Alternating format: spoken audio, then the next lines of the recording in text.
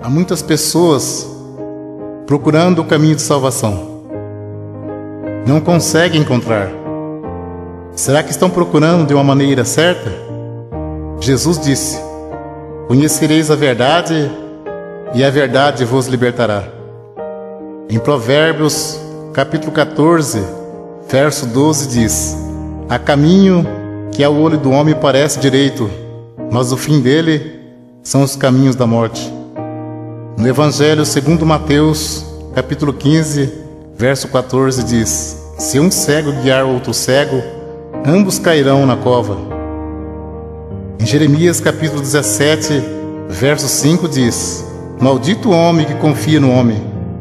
Então tudo que for falado aqui, você pode conferir aí na sua Bíblia Sagrada, para que você possa entender o caminho da verdade. Se Deus não tivesse plano de salvação na tua vida, esta mensagem não teria chegado até você. Entrai pela porta estreita, porque largo é o caminho que conduz à perdição, e muitos são os que entram por ela. O apóstolo Paulo escreveu: se o julgamento começa por nós, qual será o fim daqueles que são desobedientes ao Evangelho de Deus? Se alguém não valorizar a palavra de Deus, com certeza dirá naquele dia: eu pensei que todos os caminhos levassem a Deus. O apóstolo Paulo escreveu aos Gálatas, capítulo 1, versos 6, 7, 8 e 9: maravilho-me de que tão depressa passeis daquele que vos chamou a graça de Cristo para outro evangelho, o qual não é outro. Mas há alguns que vos inquietam e querem transtornar o evangelho de Cristo. Mas ainda que nós mesmos, ou um anjo do céu, vos anunciar outro evangelho além do que está escrito, seja anátema. Assim como já vos dissemos, agora de novo vos digo: se alguém vos anunciar outro evangelho além do que já recebeste, seja anátema. Jesus Cristo disse: eu sou o caminho, a verdade e a vida. Ninguém vem ao Pai senão por mim. O Evangelho segundo João, capítulo 10, verso 9 ao 14. Jesus disse: eu sou a porta. Se alguém entrar por mim, salvar-se-á. E entrará e sairá e achará pastagem. O ladrão não vem senão a roubar, a matar e a destruir. Eu vim para que tenha vida, e vida com abundância. Eu sou o bom pastor. O bom pastor dá sua vida pelas ovelhas. Mas o mercenário e o que não é pastor, de quem não são as ovelhas, vê vir o lobo e deixa as ovelhas e foge. E o lobo as arrebata e dispersa. Ora, o mercenário foge porque é mercenário e não tem cuidado das ovelhas. Jesus disse: eu sou o bom pastor, e conheço as minhas ovelhas, e das minhas sou conhecido. Veremos agora em Apocalipse, capítulo 22, versos 18, 19, 20 e 21. Porque eu testifico a todo aquele que ouvir as palavras da profecia desse livro, que se alguém lhe acrescentar alguma coisa, Deus fará vir sobre ele as pragas que estão escritas neste livro. E se alguém tirar quaisquer palavras do livro desta profecia, Deus tirará a sua parte da árvore da vida e da cidade santa que está escrito neste livro. Aquele que testifica estas coisas diz: certamente cedo eu venho. Amém. Ora vem, Senhor Jesus. A graça de nosso Senhor Jesus Cristo seja com todos vós. Amém. Segunda Epístola, João, capítulo 1, verso 10 e 11. Se alguém vem ter convosco e não traz essa doutrina, não o recebais em casa, nem tampouco o saudeis, porque quem o sauda tem parte nas suas más obras. Segunda Epístola, Pedro, capítulo 3, versos 16, 17 e 18. Falando disso, como em todas as suas epístolas, entre as quais há ponto difícil de entender, que os indoutos em inconstante torcem igualmente as outras escrituras para a sua própria perdição. Vós, portanto, amados, sabendo isto de antemão, guardai-vos de que, pelo engano dos homens abomináveis, sejais juntamente arrebatados, e descaiais da vossa firmeza. Antes crescei na graça e conhecimento de nosso Senhor e Salvador Jesus Cristo. A Ele seja dada a glória, assim agora, como no dia da eternidade. Amém. Segunda Epístola a Pedro, capítulo 1, verso 20 e 21. Sabendo primeiramente isto, que nenhuma profecia da Escritura é de particular interpretação, porque a profecia nunca foi produzida por vontade de homem algum, mas os homens santos de Deus falaram inspirado pelo Espírito Santo. Se a profecia não é de particular interpretação, então não temos nada que dizer que a doutrina é de Pedro ou de Paulo, mas sim doutrina de Jesus Cristo.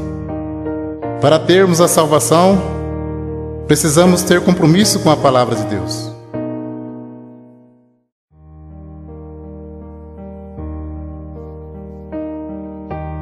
Vamos ver o batismo verdadeiro aos Efésios, capítulo 4, verso 4, 5, 6 e 7.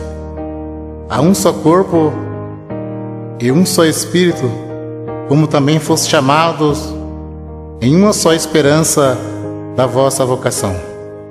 Um só Senhor, uma só fé, um só batismo, um só Deus e Pai de todos, o qual é sobre todos e para todos e em todos. Mas a graça foi dada a cada um de nós, segundo a medida do dom de Cristo. Batismo tem muitos, mas de acordo com a Bíblia, é só um. Vamos ver qual é o verdadeiro. Segundo Marcos, capítulo 16, verso 15, 16 e 17. Jesus disse: Ide por todo mundo, pregai o evangelho a toda criatura. Quem crer e for batizado será salvo, mas quem não crer será condenado. E estes sinais seguirão aos que crerem em meu nome: expulsarão os demônios, falarão novas línguas, pegarão nas serpentes, e se beberem alguma coisa mortífera, não lhes fará dano algum. E porão as mãos sobre os enfermos e os curarão. Ora, o Senhor, depois de lhes ter falado, foi recebido no céu e assentou-se à direita de Deus. E eles, tendo partido, pregaram por todas as partes, cooperando com eles o Senhor e confirmando a palavra com sinais que se seguiram. Amém. Evangelho segundo João, capítulo 3, verso 3 ao 7. Jesus respondeu e disse-lhe: na verdade te digo, que aquele que não nascer de novo não pode ver o reino de Deus. Disse-lhe Nicodemos: como pode um homem nascer sendo velho? Porventura pode tornar a entrar no ventre de sua mãe e nascer? Jesus respondeu: na verdade te digo, que aquele que não nascer da água e do Espírito não pode entrar no reino de Deus. O que é nascido da carne é carne, e o que é nascido do Espírito é Espírito. Não te maravilhes de ter dito: necessário vos é nascer de novo. O novo nascimento e a regeneração você recebe pela fé em Jesus Cristo, que pelo nosso pecado foi entregue e ressuscitou para nossa justificação. Vamos ler agora quais palavras faladas no batismo, de acordo com a palavra de Deus. Atos dos Apóstolos, capítulo 2, versos 37, 38 e 39. As primeiras conversões. E ouvindo eles isto, compungiram-se em seus corações E perguntaram a Pedro e aos demais apóstolos: que faremos, varões irmãos? E disse-lhe Pedro: arrependei-vos, e cada um de vós seja batizado em nome de Jesus Cristo para perdão dos pecados, e recebereis o dom do Espírito Santo. Aos Colossenses, capítulo 3, verso 17: e quando fizerdes por palavras ou por obras, fazei tudo em nome do Senhor Jesus, dando por ele graças a Deus Pai. Continua o assunto do batismo. Evangelho segundo Mateus, capítulo 28, versos 16, 17, 18, 19 e 20. E os 11 discípulos partiram para a Galiléia, para o monte que Jesus lhe tinha designado. E quando o viram, o adoraram, mas alguns duvidaram. Disse Jesus: portanto, ide, ensinai todas as nações, batizando-as em nome do Pai, do Filho e do Espírito Santo, ensinando a guardar todas as coisas que eu vos tenho mandado. E eis que estou convosco todos os dias, até a consumação dos séculos. Amém. Então, conforme vemos, as palavras faladas no batismo de imersão nas águas é: em nome de Jesus Cristo te batismo, e em nome do Pai, do Filho e do Espírito Santo. Como se sauda o povo de Deus quando se encontra ou se despede? Aos Colossenses, capítulo 3, verso 15: e a paz de Deus, para a qual também foste chamados em um corpo, domine em vossos corações e sede agradecidos.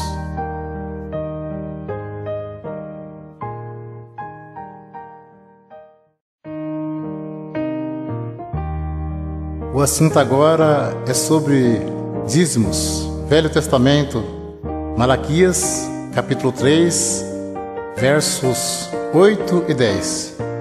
Roubará o homem a Deus? Todavia vós me roubais, e dizeis: em que te roubamos? Os dízimos e nas ofertas alçadas. Trazei todos os dízimos à casa do tesouro, para que haja mantimento na minha casa. E depois fazer prova de mim, diz o Senhor dos Exércitos, se eu não vos abrir as janelas do céu, e não derramar sobre vós uma benção tal, que dela vos advenha a maior abastança. Alguém levava um animal perfeito, e o sacerdote negociava o animal perfeito, e sacrificava um animal imperfeito no lugar. Nisso que eles estavam roubando a Deus. Digo sempre: Deus não usa dinheiro. Coleta é para o próprio bem do povo de Deus. Se Deus não abrisse as janelas do céu e não mandasse chuva, a terra não produzia alimento. As tribos de Israel receberam herança, menos a tribo sacerdotal, que era a tribo dos levitas. Eles não receberam herança, então eles recebiam parte do dízimos para se manter. Por isso que dizia: trazer os dízimos para que haja mantimento na casa do tesouro. Não se tratava de dinheiro, mas de mantimento. Não há mais casa do tesouro. Jesus disse: minha casa é chamada por todas as nações casa de oração. Evangelho segundo Mateus, capítulo 10, versos 5 ao 10. Jesus enviou esses 12, ele ordenou dizendo: não ireis pelo caminho das gentes, nem entreis em cidade de samaritanos, mas ide diante as ovelhas perdidas da casa de Israel.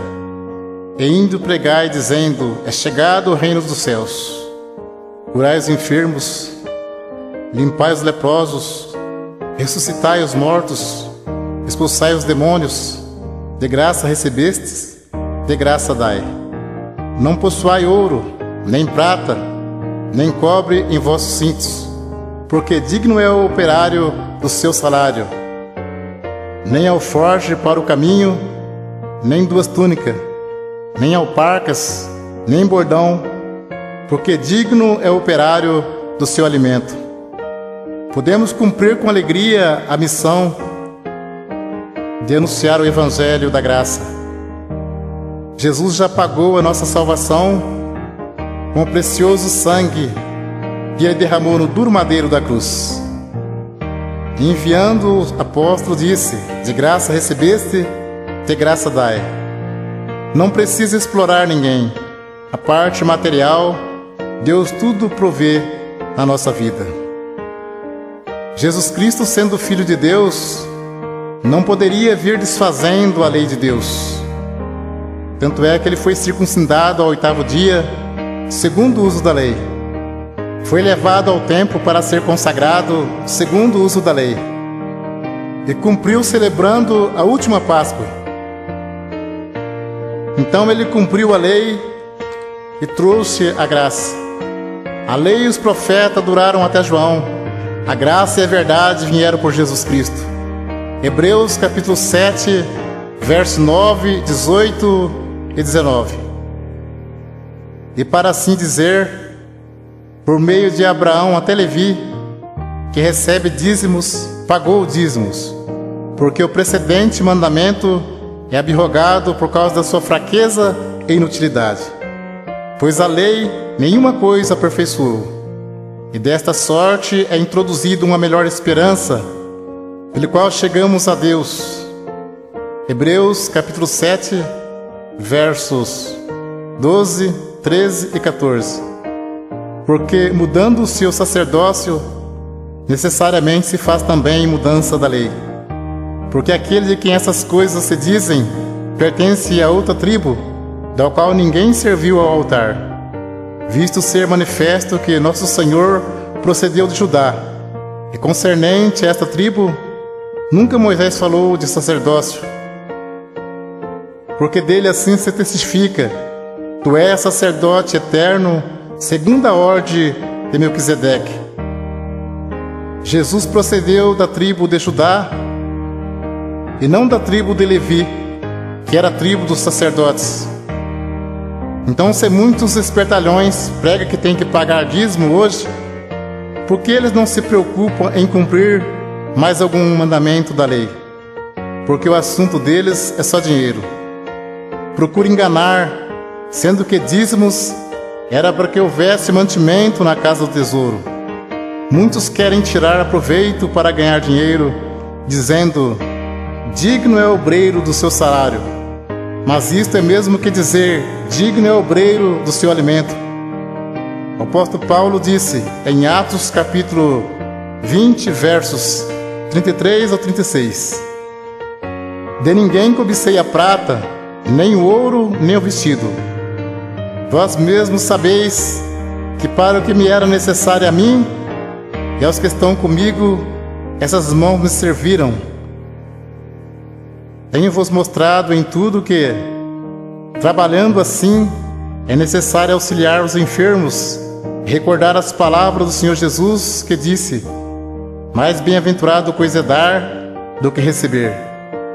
E havendo dito isto, pôs-se de joelhos e orou com todos eles.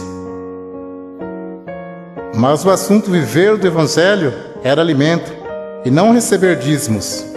Para você entender mais fácil, os apóstolos poderiam viajar em missão e ficar na casa de alguém não crente e ali se alimentar por alguns dias. E como Deus estava chamando também pessoas pobres, em vez dos apóstolos pedir dinheiro aos novos convertidos, eles os ajudavam. Vamos ler aos Romanos capítulo 15, versos 26 e 27. Porque pareceu bem a Macedônia e a Caia fazerem uma coleta para os pobres dentre os santos que estão em Jerusalém. Isso lhe pareceu bem, como devedores que são para com eles, porque se os gentios foram participantes dos bens espirituais, devem também ministrar os temporais. Confira esse assunto com atenção. Paulo disse em 1 Coríntios, capítulo 9, verso 12 ao 14 e 15 ao 18. Se outros participam deste poder sobre vós, por que não mais justamente nós? Mas nós não usamos desse direito, antes suportamos tudo para não pormos impedimento algum ao Evangelho de Cristo. Não sabeis vós que os que administram o que é sagrado comem do que é do templo, e que os que de contínuo estão junto ao altar participam do altar? Assim ordenou também o Senhor aos que anunciam o Evangelho que vivam do Evangelho.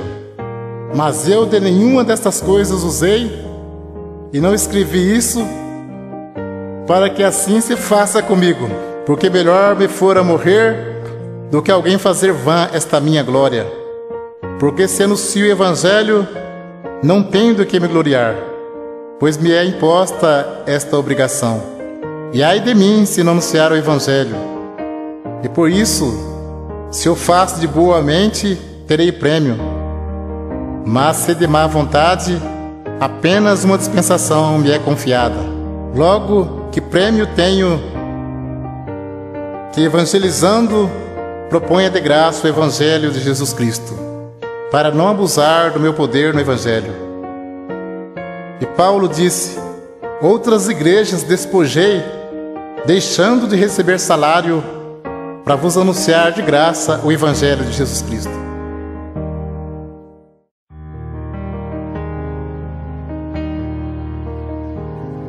Vamos ver doutrina Santo Ósculo. Nós vamos ver qual é a igreja de Cristo que diz na Sagrada Escritura. Aos Romanos, capítulo 16, versos 16, 17 e 18. Saudai-vos uns aos outros com santo ósculo. As igrejas de Cristo vos saúdam. E rogo-vos, irmãos, que noteis os que promovem dissensões e escândalo contra a doutrina que aprendeste. Desviai-vos deles, porque os tais não servem a nosso Senhor Jesus Cristo, mas ao seu ventre, e com suaves palavras e lisonjas enganam os corações dos simples. Também em 1ª Epístola a Pedro, capítulo 5, verso 14. Saudai-vos uns aos outros com o ósculo de caridade. Paz seja com todos, vós que estáis em Cristo Jesus. Amém. Vamos ver agora a doutrina do véu. 1 aos Coríntios, capítulo 11. E louvo-vos, irmãos, porque em tudo vos lembrais de mim, e retende os preceitos como vou-lo entreguei.